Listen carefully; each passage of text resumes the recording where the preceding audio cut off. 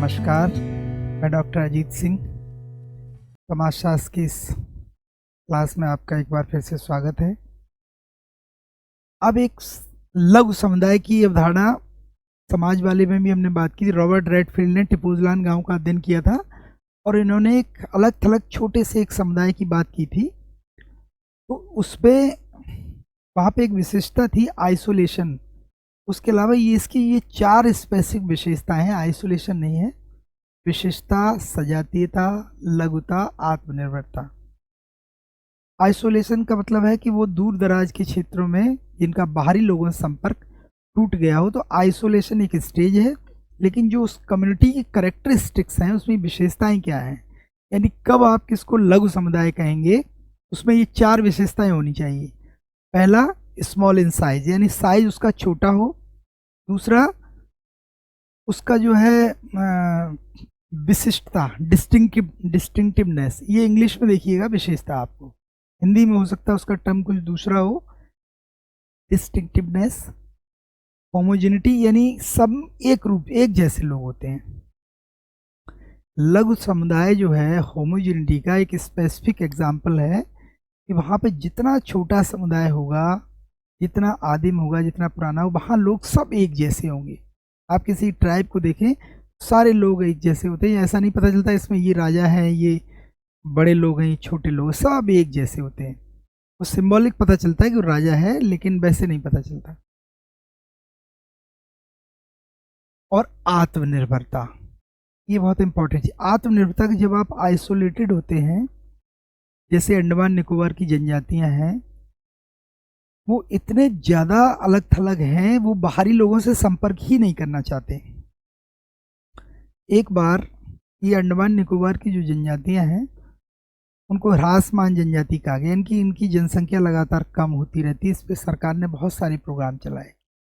एक बार एक ट्राइब को, ओंगे ट्राइब को, एक व्यक्ति को पकड़वाया गया वहाँ से, और ये सरकार की योजना थी इंदिरा गांधी सरकार में कि इस व्यक्ति को लाके उसको थोड़ा शिक्षित, मॉडर्न बना दिया जाए, जिससे कि वो अपनी कम्युनिटी को, उनका उद्धार कर सके। तो उसको पकड़वाया गया। तो व्यक्ति, उसको साफ सुथरे कपड़े दिए गए तो उसने कपड़े फाड़ डाले। खाना दिया गया, खाना नहीं खाया। रेडियो दिया गया सुनने के लिए, तो उसने ऐसे देखा और फिर उसे फोड़ दिया। कुछ नहीं खाया तो वो बीमार हो गया। फिर लोगों ने सलाह दी कि इसको वहीं वापस छुड़वा दो। ना वो भाषा सुनने को ही तैयार नहीं था। और किस तरीके, अभी एक बार अंडमान निकोबार सुनामी आई थी भारत में, बहुत करोड़ लाखों लोग मारे गए, बेघर हो गए। तो ये कहा गया अंडमान में ही चूंकि आया था, उसका एपिसेंटर वहाँ पे था, तो ये कहा था कि शायद वो जनजातियाँ ख़त्म हो गई हों, लेकिन वो फिर भी सारे के सारे बच गए और सरवाइव कर गए। इसका मतलब वो जो आइसोलेशन उनका होता है, वहाँ पर उनके पास कुछ ऐसी चीज़ें विकसित कर लेते हैं कि उन्हें बाहरी दुनिया की ज़रूरत ही ना पड़े। नेचर के साथ इस तरह से एकोमोडेट करते हैं कि वो सरवाइव कर जाते हैं। इसीलिए कहा गया है कि सेल्फ सफिशिएंसी इनकी, क्योंकि वो किसी से संपर्क में भी नहीं, फिर भी अपने आप को सुरक्षित रखे हुए, सारी ज़रूरतें अपने ग्रुप के अंदर से पूरी कर रहे हैं। इसका मतलब वो सेल्फ से। तो ये चार विशेषताएं आप याद रखिएगा, ये ज़रूर पूछी जाती है और यही क्वेश्चन आता है कि इनमें से कौन सी विशेषता नहीं है। हिंदी में नाम, इंग्लिश में जरूर देखिएगा। Homogeneity, distinctiveness, small in size, self sufficiency, आराम से याद हो जाती हैं। हिंदी का शब्द गड़बड़ कर सकता है, इंग्लिश में ही इनको याद रखिएगा। ये बहुत इंपॉर्टेंट बात बता रहा हूँ। इस पे एक इंग्लिश ने मेरा कितना नुकसान करा दी, कभी किसी दिन बताएंगे आपको। नेक्स्ट, समुदाय के विकास के सिद्धांत, आर्थिक परिवर्तन का सिद्धांत पर, ये कभी कभी पूछ लिया था किसने दिए हैं, ऑब्जेक्टिव टाइप में, ये कोई खास बात नहीं है, फैक्ट है, इन्हें याद कर ले। अब आइए सीमावर्ती समुदाय, बॉर्डर लाइन कम्युनिटी।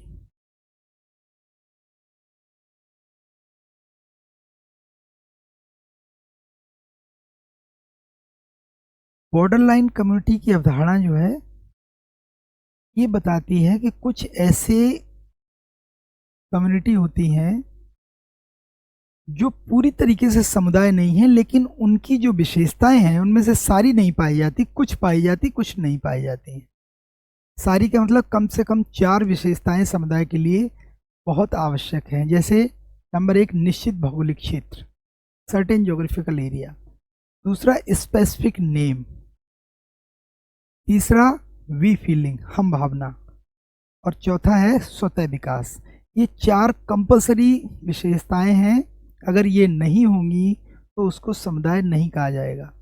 इसीलिए कुछ विशेषताएं इनमें बॉर्डर लाइन कम्युनिटी में हैं जो पूरी तरीके से इसको समुदाय नहीं माना है।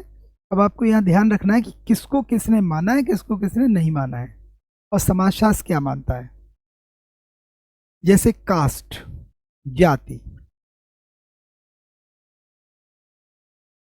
समुदाय के लिए निश्चित भौगोलिक क्षेत्र आवश्यक है, किंतु जाति का कोई निश्चित भौगोलिक क्षेत्र नहीं होता है। तो मैकाइवर पेज ने जाति को समुदाय नहीं माना है। एमएन श्रीनिवास और एससी दुबे ने जाति को समुदाय माना। अब ये क्वेश्चन पूछा जाता है, निम्न में से किसने जाति को समुदाय माना? किसने नहीं माना है? MacIver page. जाति है क्या? बॉर्डर लाइन कम्युनिटी है। तो अब एमएन श्रीनिवास और एससी दुबे, इन्होंने जाति को समुदाय माना है, ये आपको याद रखना है, ये फैक्ट पूछा जाएगा। नेक्स्ट, बंदी गृह, जेल। अब यहां पर मैकाइवर पेज ने जेल को समुदाय माना है, लेकिन जेल समुदाय नहीं है। क्या है? Border line community. क्यों नहीं माना इन्होंने? मतलब इन्होंने बंदी गृह समुदाय क्यों माना है? मैकाइवर पेज कहते हैं कि जेल में लगभग सारी विशेषताएं पाई जाती हैं जो एक समुदाय में होती हैं। जैसे वो ये कहते हैं, इसका एक निश्चित भौगोलिक क्षेत्र भी होता है जेल का, इसके निवासियों में रहते रहते हम भावना भी आ जाती, कैदी जब बहुत साल साथ रहते हैं उनमें काफ़ी सहयोग और इस तरह की भी फीलिंग भी आ जाती है। तो इसी आधार पर इन्होंने कह दिया ये समुदाय है मैकाइवर पेज ने। लेकिन समुदाय क्यों नहीं है? क्योंकि इसका स्वतः विकास नहीं होता, जानबूझ के बनाया जाता है, स्पॉन्टेनियस ग्रोथ नहीं है, उसमें कुछ खास लोग ही जाते हैं जो क्रिमिनल्स होते हैं। हालांकि बाकी चीज़ें हैं, स्पेसिफिक नेम है, हर जेल का अपना एक नाम होता है, हम भावना भी होती है, निश्चित भौगोलिक क्षेत्र भी होता है, लेकिन इसका स्वतः विकास नहीं होता। नेक्स्ट, पड़ोस, नेबरहुड।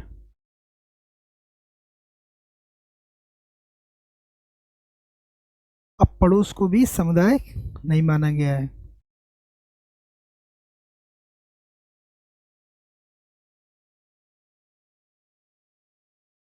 ये क्या है?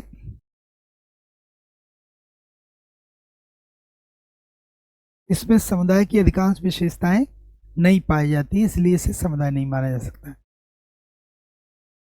इसी प्रकार सीमावर्ती समुदाय के अन्य उदाहरण हो सकते हैं राजनीतिक दल, आर्थिक संगठन, धार्मिक संघ, विद्यार्थी समूह, कर्मचारी संघ, क्लब। तो ये एग्जाम्पल आपको याद रखने, ये समुदाय नहीं है, बॉर्डर लाइन कम्युनिटी है।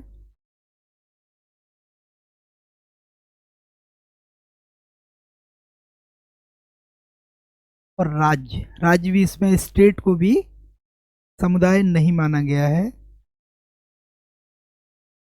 क्योंकि समुदाय का स्वतः विकास होता है, जबकि राज्य को जानबूझ के उसकी स्थापना की गई है।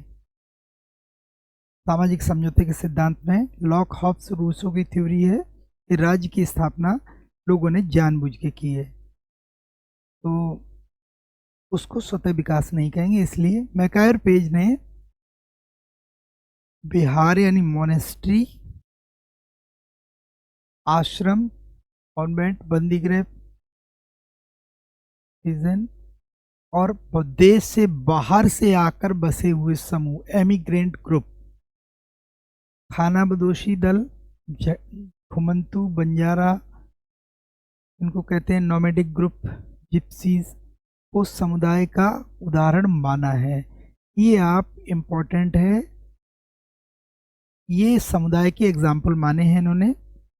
वैसे भी समाजशास्त्र भी किसी भी जनजाति को समुदाय मानता है, तो ये इन्होंने माना। खानाबदोशी दल जो एक दूसरे बच जा रहे हैं, अलग अलग जगह से आके एक जगह बस जाते हैं, अभी कहीं बस गए, तो according to MacIver Page they are community. लेकिन तो इसमें अब एक समुदाय को दो भागों में बांट दिया, विशुद्ध और सीमावर्ती। बॉर्डर लाइन कौन से, प्योर कौन सा है? जनजाति, खानाबदोशी दल, जत्था, आदिम गांव, और इसमें और जोड़ सकते हैं आप, ये विशुद्ध हो गए और ये हो गए बॉर्डर लाइन, परिवार, पड़ोस, बंदी गृह, जाति, राज्य। यहाँ से सवाल क्वेश्चन जरूर आता है। ये एग्जाम्पल आप बाहर से आकर एक स्थान पर बसे हुए लोग।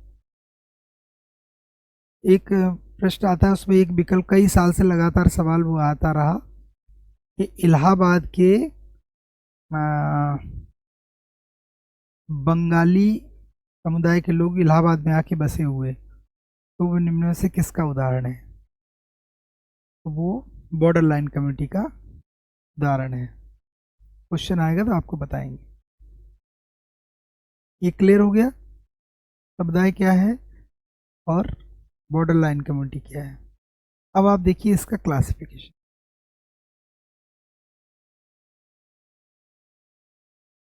अलग अलग लोगों ने अलग अलग बांटा है, जैसे मैकायर पेज ने ग्रामीण समुदाय, नगरीय समुदाय, क्षेत्रीय समुदाय, तीन भागों में बांटा है इसको। हेगेट के अनुसार गांव, कस्बा, शहर और क्षेत्र, ये इंपॉर्टेंट है। डेविस के अनुसार आदिम गांव, ग्रामीण सभ्य समुदाय, नगरीय समुदाय, है ना। यानी प्रिमिटिव कम्युनिटी, पीजेंट कम्युनिटी और civilized community and urban community, ये इनका हो गया। बोगार्ड्स ने रूरल कम्युनिटी, अर्बन कम्युनिटी और प्रादेशिक समुदाय यानी स्टेट कम्युनिटी और रीजनल कम्युनिटी, राष्ट्रीय नेशनल कम्युनिटी, इस तरीके से बांटा है। सभी वर्गीकरण को मिला के हम इन्हें चार भागों में बांट सकते हैं। ग्रामीण समुदाय या गांव,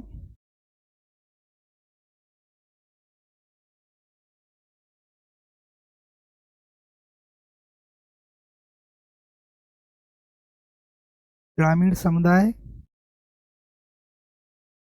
कस्बा, शहर और क्षेत्र, सभी लोगों का वर्गीकरण जिन्होंने दिया इन चार भागों में बांटा सकता है। ग्रामीण समुदाय या गांव, ग्रामीण समुदाय वो क्षेत्र हैं जहाँ कृषि की प्रधानता होती है, प्रकृति से निकटता होती है, प्राथमिक संबंधों की बहुलता होती है, यानी प्राइमरी ग्रुप, प्राइमरी रिलेशनशिप, जनसंख्या की कमी, लो पॉपुलेशन, यानी main occupation agriculture, close to nature, primary relationship, less population, सामाजिक एकरूपता, सोशल होमोजेनिटी, गतिशीलता का अभाव, lack of mobility, social mobility, और व्यवहारों में सामान्य सहमति पाई जाती है। एक कॉमन सेंसस पाया जाता है, कॉमन एग्रीमेंट कि भाई हाँ ये सब लोगों को करना है। Next, M.N.. श्रीनिवास के अनुसार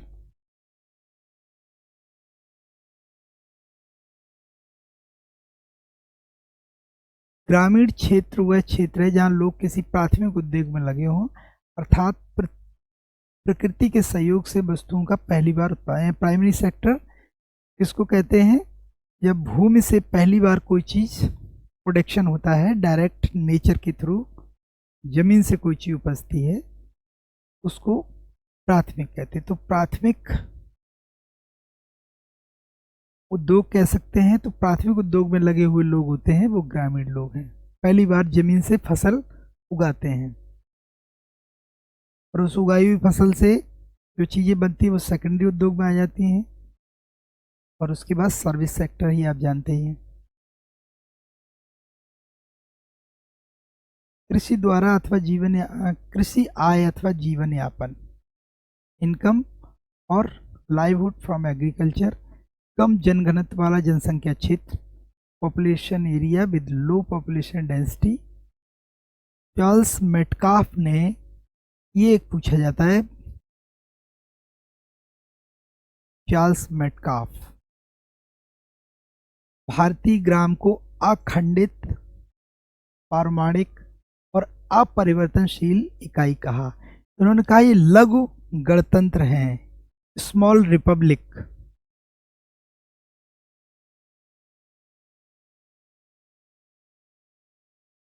उसको स्मॉल रिपब्लिक किसने कहा है? चार्ल्स मेटकाफ ने। ये याद रखना, लघु गणतंत्र, ये इंपॉर्टेंट है, कई बार पूछा गया है। गणतंत्र क्या, गणतंत्र का मतलब क्या होता है? कि ऐसा राज्य, प्रदेश, देश, गांव, ऐसी कोई मतलब स्टेट जो बाहरी लोगों से स्वतंत्र, अपने निर्णय स्वतंत्र रूप से ले और किसी के दबाव ना आए, किसी का गुलाम ना हो, गणतंत्र होता है। तो इन्होंने इस संदर्भ में गांव को गणतंत्र कहा, स्मॉल रिपब्लिक कहा, कि तमाम लोग बाहर से आक्रांता आए, कभी अंग्रेज आए, कभी मुगल आए, है ना, और बहुत सारे शासन हुए, लेकिन गांव वहीं के वहीं, वैसे के वैसे, उनके सैयद पर कोई फर्क नहीं पड़ा कि वो गुलाम हैं, कि अंग्रेजों ने कब्जा कर लिया, कि मुगलों ने कब्जा कर लिया, गांव वैसे के वैसे ही रहे। इसलिए इन्होंने कहा कि ये लघु गणतंत्र हैं, उनमें उनकी आवश्यकताओं की लगभग सभी वस्तुएं पाई जाती हैं और सभी विदेशी संबंधों से लगभग स्वतंत्र हैं। विदेशी लोगों से इनका कोई मतलब नहीं है। अखंडित, अप्रमाणिक, अपरिवर्तनशील इकाई, ये बहुत इंपॉर्टेंट है, पूछा जाता है, इसको ध्यान रखिएगा। अब इसकी विशेषताएं देखिए।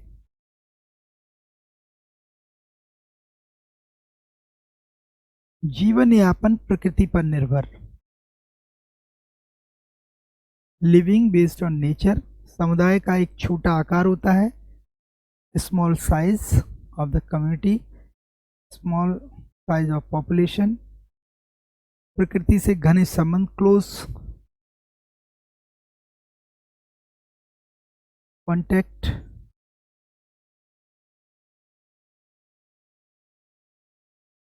विद नेचर, प्राथमिक संबंधों की प्रधानता, इंपॉर्टेंस ऑफ प्राइमरी रिलेशनशिप, सरल और सादा जीवन, सिंपल लिविंग, सोशल गतिशीलता, सामाजिक गतिशीलता का अभाव, लैक ऑफ सोशल मोबिलिटी, धर्म, प्रथा, रूढ़ियों का महत्व, यानी गांव में धर्म, रिलीजन, प्रथा, कस्टम, रूढ़ियां मतलब मोर्स,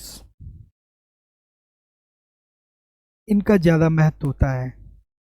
सामुदायिक भावना होती है, कम्युनिटी फीलिंग होती है, संयुक्त परिवार, जॉइंट फैमिली, जाति प्रथा, कास्ट सिस्टम, जजमानी प्रथा, जजमानी सिस्टम, पंचायत, ग्राम पंचायत, कृषि इनका मुख्य व्यवसाय होता है, agriculture as the main occupation, भाग्यवादी होते हैं, फैटलिज्म, जनमत का अधिक महत्व होता है, greater importance of public opinion, गांव में चार लोग जो बात कहते हैं उसको लगभग लोग मान लेते हैं, सामाजिक एकरूपता, सोशल होमोजेनिटी, होमोजेनिटी शब्द बार बार ग्रामीण समुदाय या जनजाति समुदाय या लघु समुदाय, जो छोटे लोग हैं, ग्रामीण इलाके में रहते हैं, नेचर के नज़दीक रहते हैं, उन सबको होमोजेनिटी कहा, यानी समाज जितना पुराना है उसमें होमोजेनिटी पाई जाएगी, शहरों में आएंगे तो हेट्रोजेनिटी आएगी। होमोजेनिटी, हेट्रोजेनिटी, दो शब्द याद रखिएगा। स्त्रियों की निम्न स्थिति, लो पोजीशन ऑफ वुमेन, अशिक्षा, इलिटरेसी और आत्मनिर्भरता, सेल्फ सफिशिएंसी, ये इनकी विशेषताएं हैं। ग्रामीण समुदाय का वर्गीकरण, अब ये वर्गीकरण एक इन्होंने दिया है, ये थोड़ा फैक्ट के रूप में आप देख लीजिएगा।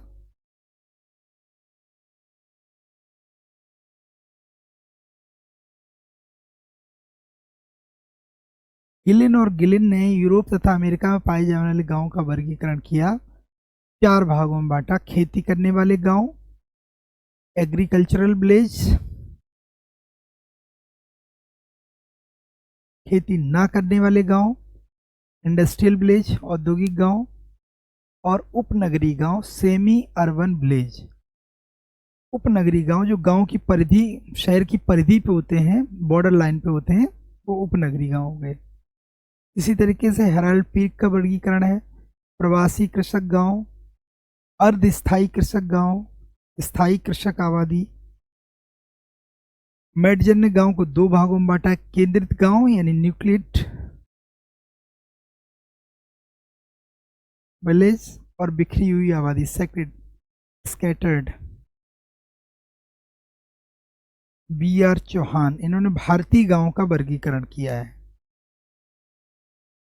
जाति के आधार पर किया है, और इन्होंने 4 प्रकार के गांव पाए। एक गांव एक जाति, पहली category. One village one caste, according to B R Chauhan.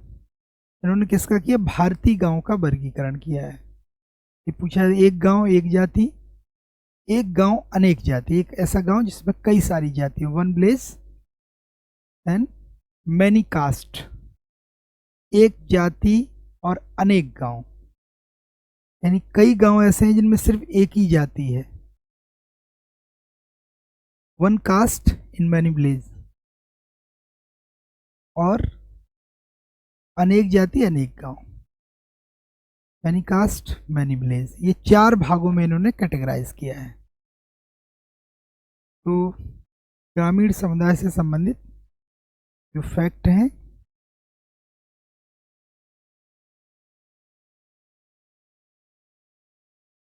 ये फैक्ट एक नज़र में रिवाइज कराने के लिए बर्ट्रांड, इन्होंने एक शब्द दिया है ग्रामीण नागरिक निरंतरता, रूरल अर्बन कंटिन्यूम शब्द दिया।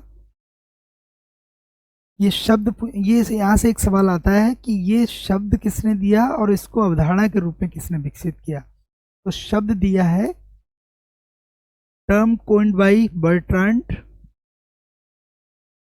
और इसको एक थ्योरी के रूप में विकसित किया सोरोकिन और जिबरमैन ने। तो ये इंपॉर्टेंट है, इन फैक्ट को आप याद रखिए। रेडफील्ड ने लोक नगरी निरंतरता, फोक अर्बन कंटिन्यू, फोक अर्बन रेडफील्ड का है, और रूरल अर्बन सोरोकिन जिबरमैन का। ये क्वेश्चन पूछे जाते हैं, यहीं पे कंफ्यूजन होता है, इनको अच्छे से समझ लीजिए, लिख लीजिएगा नोट कर।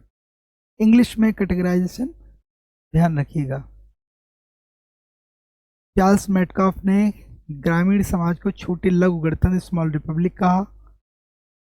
टी लिन स्मिथ ने अपनी पुस्तक सोशियोलॉजी ऑफ रूरल लाइफ में लिखा कि कृषक तथा ग्रामीण शब्द पर्यायवाची होते हैं। राधा कमल मुखर्जी ने डेमोक्रेसी ऑफ द ईस्ट में पंचायत को मूलतः मुंडा द्रविड़ संस्था माना।